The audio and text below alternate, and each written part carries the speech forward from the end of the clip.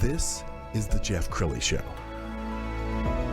Well, I think most of us are like this. We're climbing some little hill or mountain. We get to the very top of the hill or mountain and we look around and say, is this all there is? And that perfectly describes my next guest. She's been wildly successful in financial services. Erin Botsford is in the studio. She's the heads up the Advisor Authority. Thanks for coming on the show. Thanks, Jeff. Absolutely. So we're going to spend some time together. I want to start at the very beginning. You were not born with a silver spoon in your mouth. You didn't have it easy. You might say that. Tell us about the early days. Yeah, I was born in Illinois. When I was 10, my dad decided to move to California to pursue his dream to have a clinic for early childhood education. We got out there 6 months after we got to California. He died of a massive heart attack in front of my mother and all 6 of us children. And he left my mom 6 kids and a $10,000 life insurance policy. So we went from middle class to broke overnight. And there's a lot of nuances to that, but I bought everything I've ever owned since I was 11 years old, and I'm proud to say that. I pulled myself up by my bootstraps. I remember my mother telling me, Erin, I can't help you. You're going to have to figure life out yourself, which was probably a gift in hindsight.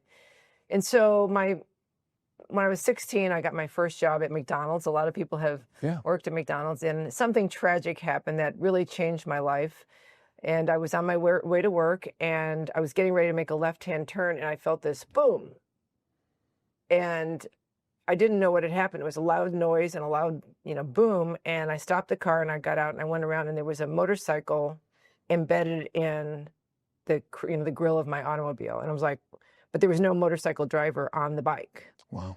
And I was stunned. I didn't really know what had happened, but I looked around, and I saw this young man laying in a ditch, bleeding. And of course, I started screaming, and I knew this was bad. And 2 people came up, and the man came over to me to see how I was doing. And there wasn't even a scratch in my windshield. Wow. And I was fine. And they went over, the woman went to him. What turns out it was his parents. And they had gone out for a walk that morning. And he was only about 50 yards away from home. Because there were no witnesses to the car accident, I was actually charged with involuntary manslaughter by the state of California. And when you're charged with a crime, you have to defend yourself. And so my mother and I met with this man called an attorney. And he said to my mother, well, Mrs. McGowan, this is purely a matter of economics. If your daughter will plead guilty, I'll be happy to enter the plea at no charge. And she'll get whatever sentence the state of California hands down. But if your daughter wants to defend herself, it's going to cost you a lot of money. Well, I want you to picture being my mother with a 16-year-old and knowing what limits were, your options were so limited. So she literally picked up her purse, looked at the man and said, okay, my daughter will plead guilty. And I tell everybody, it was an out-of-body experience for me because I was a good girl. I was just on my way to work. And I said, please don't make me plead guilty, Mom. I'm a good girl, 4.0 student. And she looked at me with such sad eyes and said, honey, I'm so sorry. We have no money, and therefore we have no choice. Wow. And I always tell people that was the day that I learned money buys you choices or the lack thereof. Now, the good news is we went home and my older brothers and sisters were talking about me like I wasn't there. And my brother said, let's take a second mortgage. My mother had done one good thing with that $10,000, and she'd bought a home in Southern California. It had appreciated in value, and we were able to take a second mortgage out to pay for my defense. And very quickly, I was found not guilty. They had measured skid marks, and he was going 47 miles an hour in a 25-mile-an-hour zone. I was going 17. Unfortunately, the young man was 18. He had borrowed the motorcycle that morning, had never ridden before, and just lost control coming around, a curve. And so, unfortunately, then 3 weeks after the criminal trial was over, then the family of the young man sued my mom and me for just a ridiculous amount of money. And I remember my mother, she didn't handle it all that well, I have to admit, now that she's deceased. And I remember her looking at me and said, well, because of you, we might have to pitch a tent on the high school football field, because she thought we were going to lose the only asset which we owned, which is her home. So fortunately, the insurance company came in and they provided the defense, and we got through that. And I'll say, in hindsight, many good things came from it, but you could never, see that in the immediate. One good thing is that a young man named Bob Botsford, he noticed me back in the day.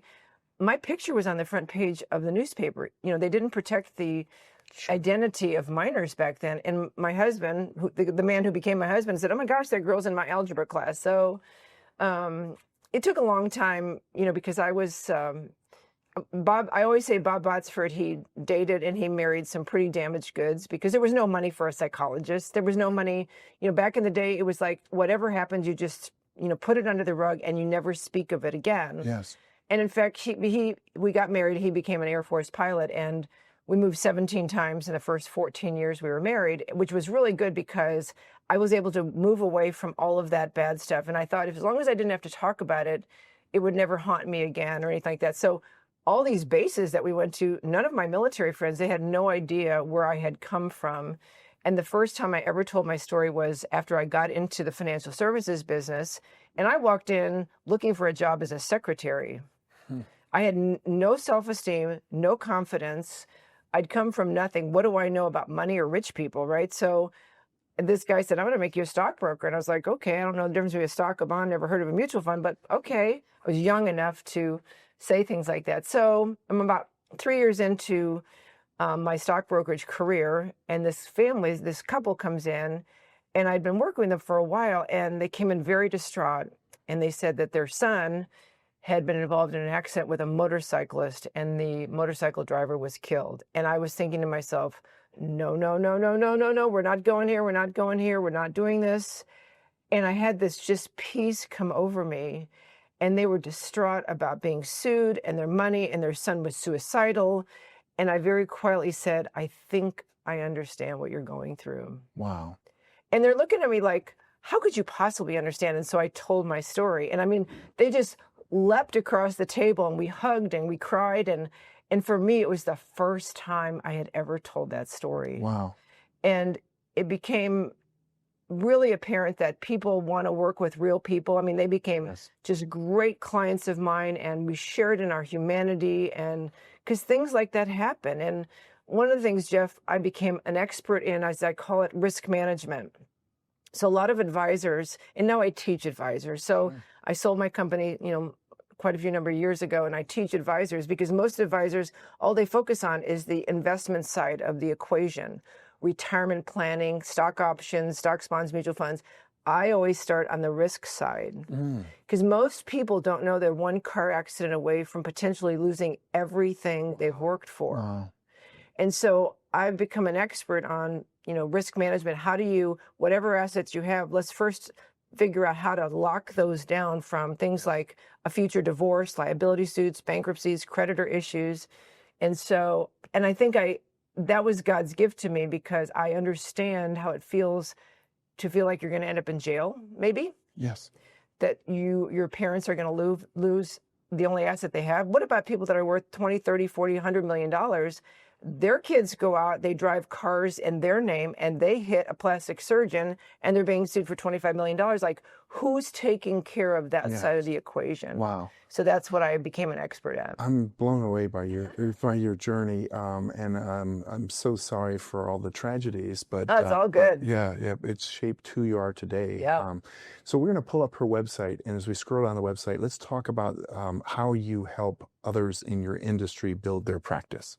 Yes, and so I created this online course, and it's got 5 different courses. It's the mindset of achievement, and what do you want to have happen? What is the purpose for what you do? And I always have them think about, on the last day you're in business, what happens? Right. Right? What is your exit strategy? And so a lot of advisors, they think of themselves as financial advisors, and I try and get them to think of themselves, I own a company, I own a business, and the business of that company is giving financial advice, right? And so positioning themselves as a business owner.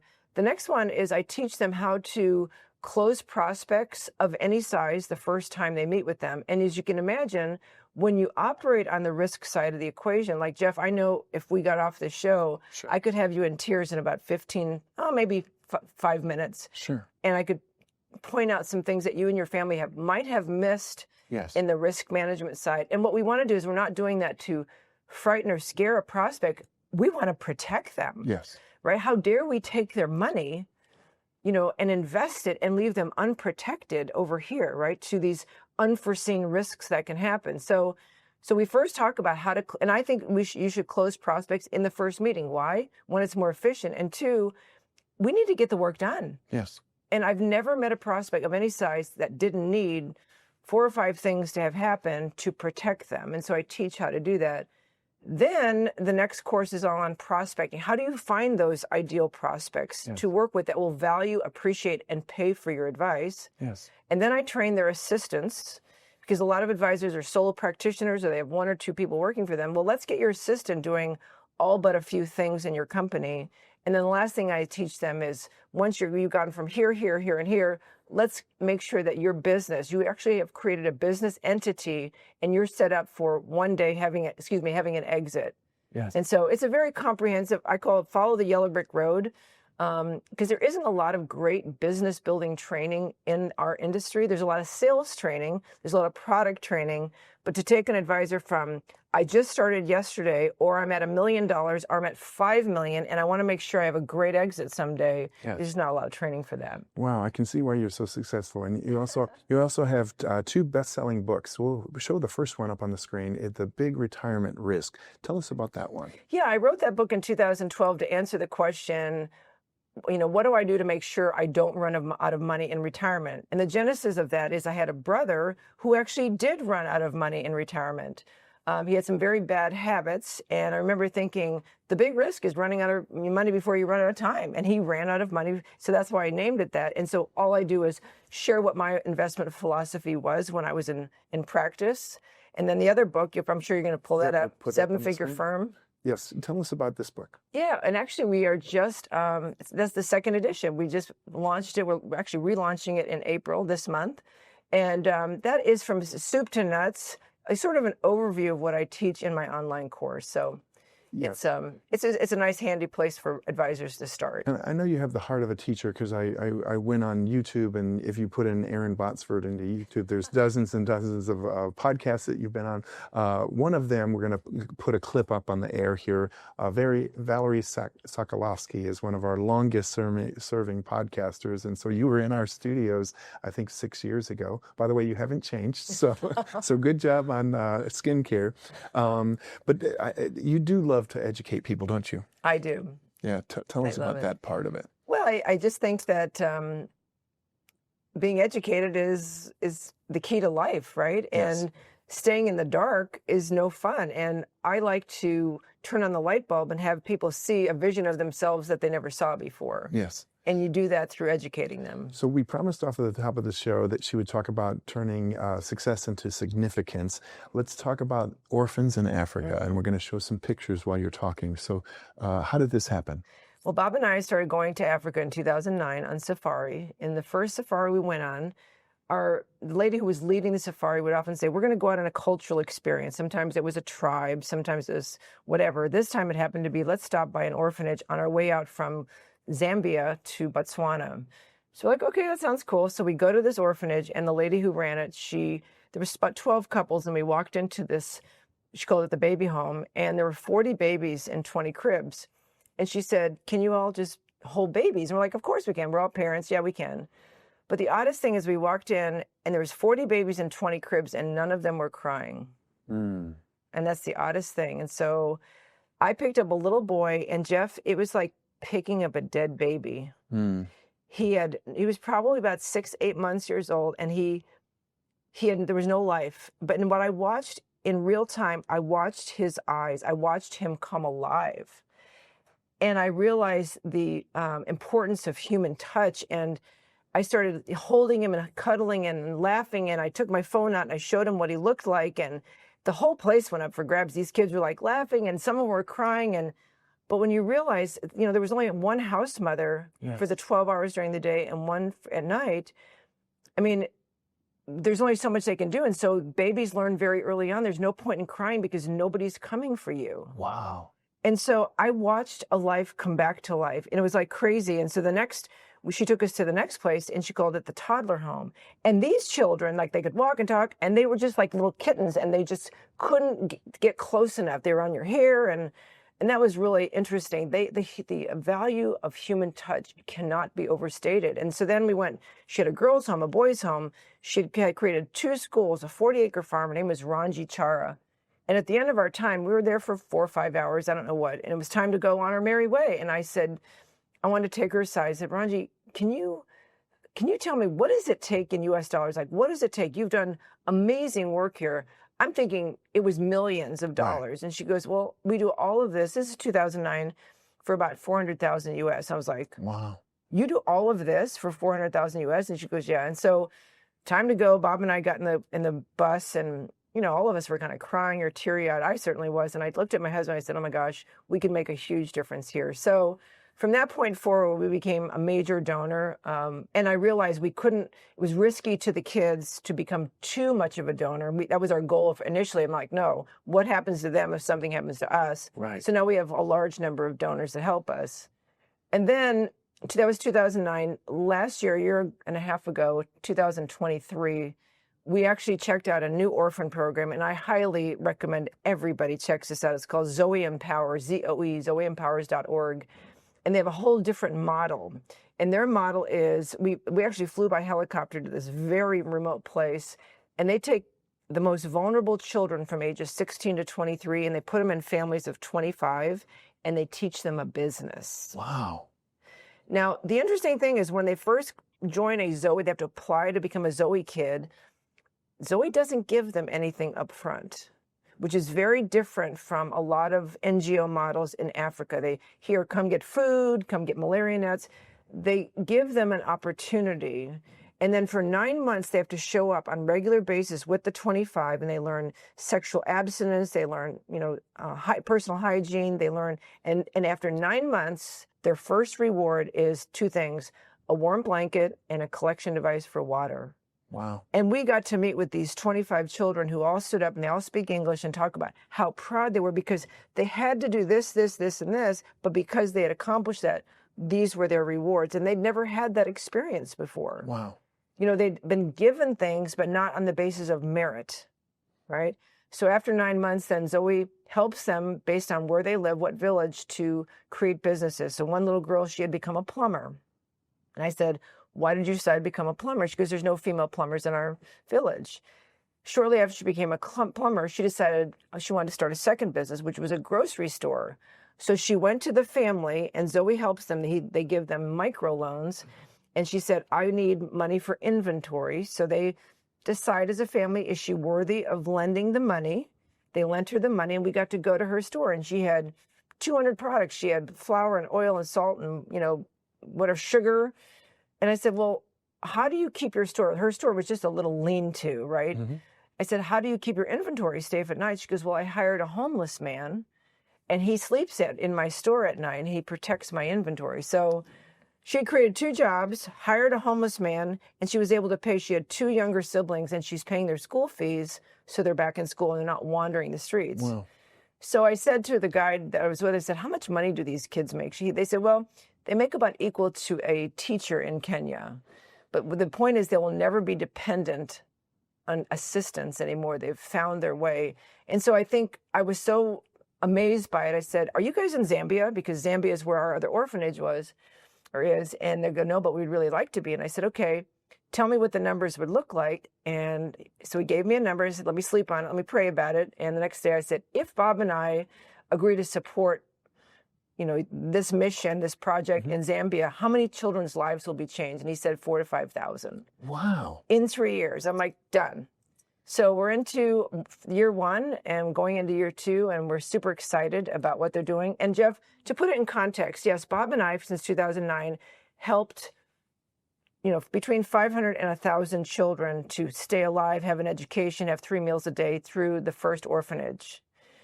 Zoe, over the same time period, has helped 225,000 kids become self-sufficient. So I do believe that the orphan model may be close to or maybe broken. I think this model of helping them become more self-sufficient is a way better way. But talk about education. Yes. It took me all these years to be educated on that. I always thought helping people and I think a lot of their dependency in Africa in particular has been caused by those of us, let's call it in the West, where it's just easier to write a check, Right. and make ourselves feel better than actually go get our hands dirty and really get in, dig deep. Erin, I know you're passionate about helping financial advisors, but this is your true calling. Your eyes light up when you talk about this, and God bless you for everything that you're doing. In the minute left, why don't you talk to the viewer, the camera on the left, about finding a purpose for their life beyond the almighty dollar? Yeah, I'm really big about that. I think there's a Bible saying that says, to whom much is given, much is expected, and there's nobody that's been given more than me. And I've always taught my financial advisors, I said, I believe anybody who's in business or any work you do, your work or your business should be the benefactor that allows you to have a great life and take care of the people and the causes that you care about. Because at the end of the day, we all end up in a little box someplace, and to me, I want to hear the words, well done, good and faithful servant, from my Lord someday. And it's just, to me, it's like helping other people who have no ability to help themselves is just the biggest bonus that I can think of. Erin, you're one of my favorite guests of all time. Thank you. You really touched me. We're going to end with her website, which is erinbotsford.com. The great Erin Botsford. Thanks for coming on the show. Thank you. You bet. That's it for now. We'll see you next time.